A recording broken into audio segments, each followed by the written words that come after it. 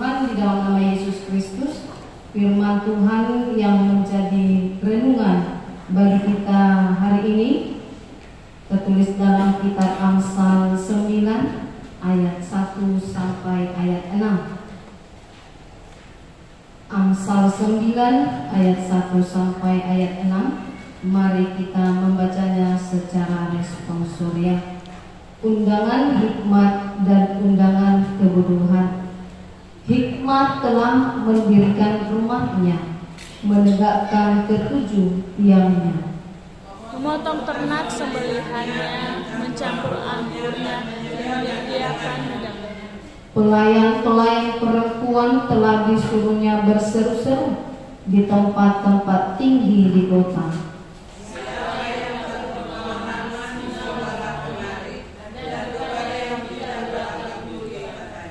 Marilah, makanlah rotiku dan minumlah anggur yang telah kucampur.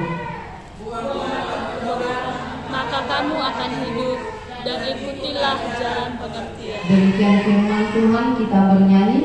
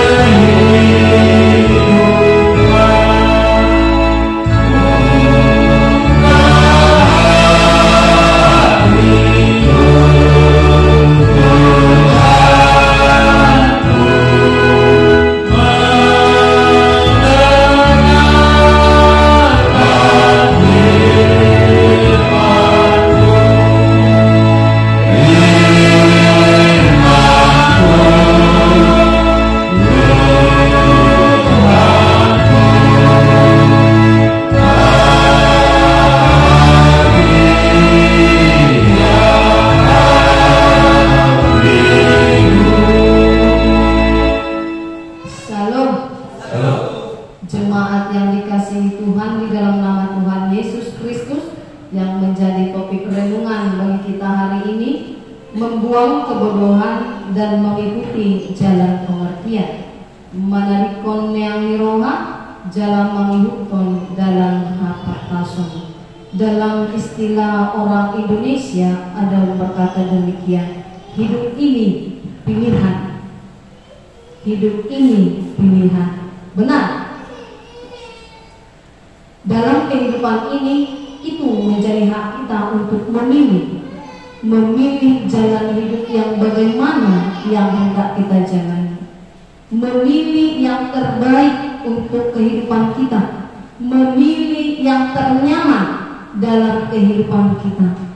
Dan untuk itulah Tuhan memberikan kita akal, budi, berpikir, dan kita tahu memilah mana yang baik dan mana yang tidak baik.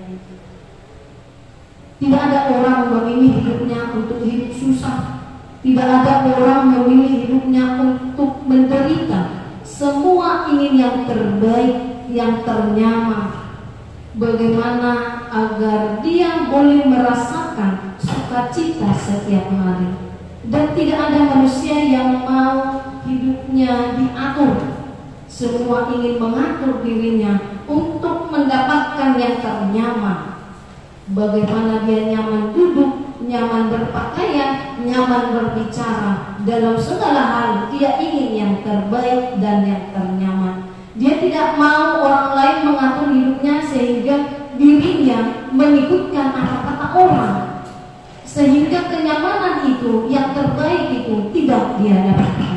Nah, untuk itulah kitab Amsal hari ini mengajak kita untuk memilih jalan pengertian, memiliki jalan pengertian agar kita dapat memilih yang terbaik dalam kehidupan kita. Karena apapun ceritanya, kalau kita sepandai-pandainya untuk memilih, ada kalanya kita pun salah memilih yang terbaik yang seharusnya untuk kita, tetapi hanya karena kemauan kita sehingga yang kita pilih pun tidak dapat menyenangkan. Dalam nats ini ada dua hal yang menjadi pilihan terbaik yang Amsal berikan kepada kita. Yang pertama, membuang kebodohan. Mari kita telah apa itu kebodohan. Atau sering kita mendengar anak-anak zaman sekarang berbicara, bodoh, bodoh kali kau. Sebenarnya tidak seperti itu. Pengertian kebodohan di tempat ini dalam Amsal yang diberikan untuk kita hari ini adalah ciri-ciri orang yang tidak mau peduli. Kebodohan itu adalah ciri-ciri orang yang tidak mau belajar, orang yang tidak memiliki pikiran yang benar, orang yang hanya bisa memberikan pekerjaan yang memberikan kesenangan yang semu, senang sebentar, sebentar sudah tidak senang. Dan kebodohan terbesar manusia adalah menolak jalan keselamatan, tidak mau menerima jalan keselamatan yang diberikan Tuhan kita Yesus Kristus. Tidak mau belajar, tidak mau menerima saran yang terbaik, melalak batak, medok, guru nah.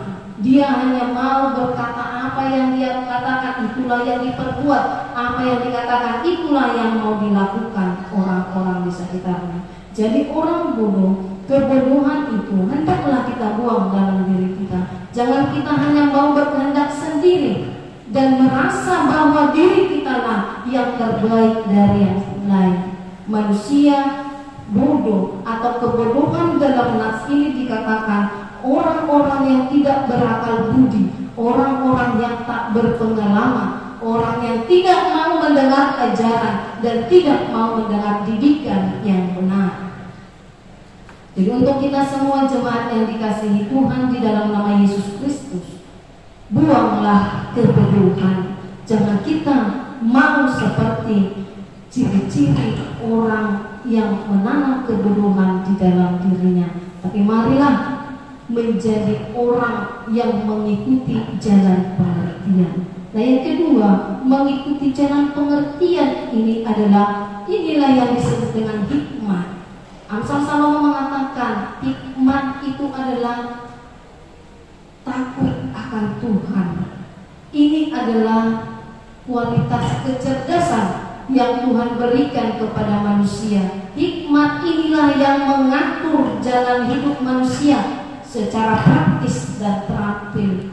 Jadi kalau hikmat yang diberikan Amsal Salomo adalah seperti harta karun, harta kekayaan yang melebihi emas, melebihi permata, melebihi berlian. Harta yang tidak kita dapatkan di bumi ini, tetapi hikmat itu adalah Allah sendiri. Jadi siapa yang memiliki hikmat, siapa yang memiliki Allah di dalam hidupnya, dia sudah memiliki harta yang melebihi apa yang ada di dunia ini. Harta yang tidak dapat kita lukiskan dengan nilai, dengan angka, dengan jumlah, dengan nominal. Tapi hikmat itu kita peroleh dari Tuhan. Jadi dalam nas ini, hikmat itu digambarkan sebagai fondasi rumah, tiang rumah yang kokoh. Bagaimana rumah itu dapat berdiri. Dan di dalam rumah itu disediakanlah jamuan yang sangat istimewa. Ada jamuan roti, ada anggur, bahkan ada sembelihan, ada daging di dalam. Nah, di dalam rumah inilah yang memiliki hikmat itu memanggil orang-orang di luar, yaitu orang-orang yang tidak memiliki akal budi, yang tidak berpengalaman. Mari datanglah, nikmatilah jamuan pesta ini bersama dengan aku. Makanlah roti yang kusediakan, minumlah anggur yang kusediakan. Inilah hikmat, hikmat yang tidak dapat kita dapatkan di bumi ini, tetapi hikmat itu adalah pemberian Tuhan. Nah, hikmat ini adalah seperti kompas yang akan membawa kita mengarungi kehidupan kita, yang menuntun kita untuk hidup bertanggung jawab. Hikmat itu akan menolong kita mempertimbangkan, memilih, memutuskan segala sesuatu dengan matang, tetapi dengan pertolongan Tuhan dalam setiap prosesnya. Jadi hikmat ini adalah membawa kita kemana seharusnya kita pergi, menggunakan apa yang kita miliki. Jadi jemaat yang dikasihi Tuhan di dalam nama Yesus Kristus, Kalau di dunia ini kita harus memberikan sesuatu dulu, baru kita mendapatkan sesuatu. Tetapi hikmat sebagai sesuatu yang tidak membutuhkan apa-apa untuk kita berikan, tetapi hikmat itu yang kita terima. Untuk itulah satu hal yang perlu kita lakukan, meninggalkan kebodohan tadi, meninggalkan kebebalan tadi. Jadi kalau hikmat dengan orang pintar, orang berhikmat dengan orang pintar itu tidak sama. Kalau orang pintar memiliki pengetahuan dari mana? Dari membaca buku, dari belajar, dari sekolah. Tetapi hikmat itu hanya pemberian Tuhan semata yang tidak dapat diberikan oleh apapun selain daripada Tuhan. Hikmat ini adalah harta yang berharga. Apabila kita memilikinya, tidak akan ada satu orang pun yang dapat mengambil itu dari dalam kehidupan kita.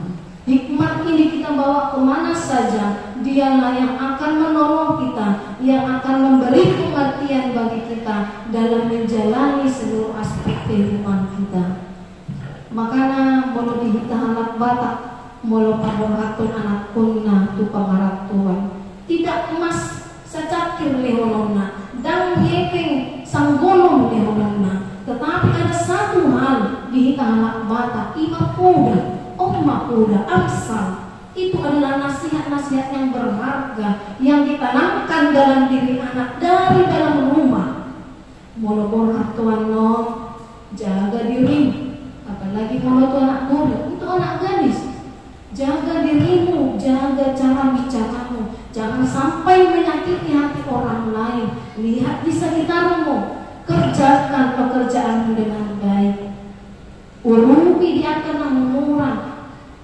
Berlakulah bagaimana seorang buruh batak, buruh raja. Raja mahal diingat ni. Molo tu anak ni anak batak, anak ni raja. Di unang duit, unang marisak ko, unang sonok ko, unang sonok ko. Ima kuda, itu adalah harta yang tak ternilai. Ngabuanong anak ko tahimay sa ujung gulungan. Dia akan mengingat firman Tuhan melalui nasihat-nasihat orang tua. Jadi molo anak ko manang dia akan ingat ada kuda-kuda nila tuan-tuannya. Kemudian itu akan bagasan buat di Tuhan Yesus.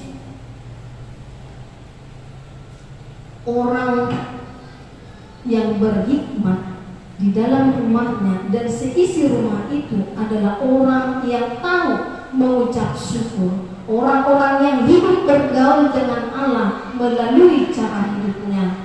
Jadi orang berhikmat akan selalu berucap yang benar, berucap yang positif, menjauhkan segala ujaran kebencian, menjauhkan berita-berita dusta dan juga fitnah. Tetapi dia akan bersaksi tentang kasih Allah yang besar itu. Jadi jemaat yang dikasihi Tuhan, mari kita orang percaya tinggalkan kebodohan dan ikutilah jalan pengertian. Terimalah undangan perjamuan yang sudah disediakan oleh Allah. Kita akan menjadi orang yang dapat menikmati jamuan itu bersama dengan Allah. Karena Allah punya rencana yang terbaik apabila kita dipanggil untuk menerima jamuan itu. Karena Allah menginginkan hidup kita penuh dengan kesejahteraan, penuh dengan kedamaian, jauh daripada kebencian. Mari tinggalkan kebodohan dan ikutlah jalan pengertian.